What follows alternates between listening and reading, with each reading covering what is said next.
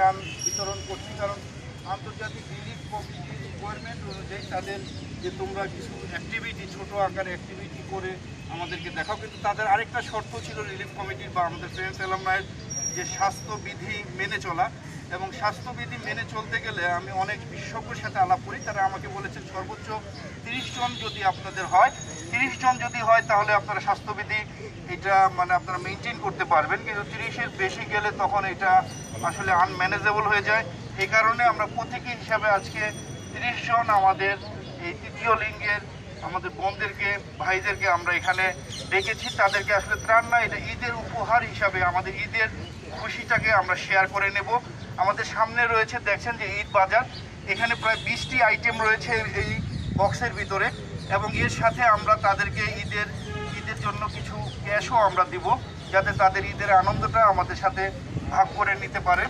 আমরা আর বক্তব্য না দিয়ে আমরা এখন ত্রাণ কার্যক্রমে শুরু করব। আমাদের এখানে উপস্থিত হয়েছে আমাদের এই ঢাকা ইউনিভার্সিটি ফ্রেন্ডস অ্যালামনাইয়ের আমি সভাপতি, আমাদের অর্থ সম্পাদক সায়েম, এবং আমাদের আইন সম্পাদক সবুজ উপসচিব, এবং আমাদের শাহিনুর রহমান শাহী যিনি সহসভাপতি এবং যিনি আইয়ার অ্যালামনাই অ্যাসোসিয়েশনের সভাপতি, এবং আমাদের সাথে সহযোগিতা করেছে বিহন্নলা একটি সংগঠন, ঢাকা ইউনিভার্সিটি স্টুডেন্টরা থার্ড জেন্ডারকে নিয়ে কাজ করে। বিহন্নলা সভাপতি সাদিক আমাদের মাঝে রয়েছেন।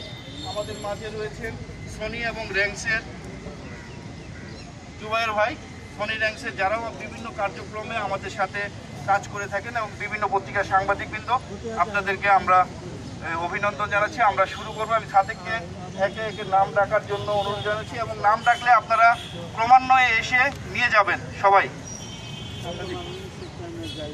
আপনি আসেন, আর সাইম তুমি একটা করে খাম দিয়ে দেবো। আপনি আসেন আপা, এই যে গুরু মাঝে টাকা টাকা মনে হয়।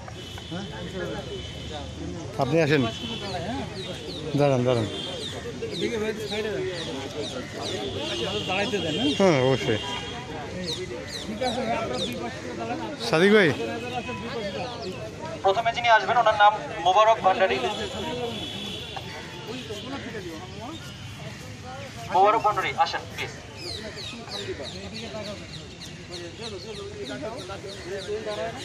সামনে তাকাবেন।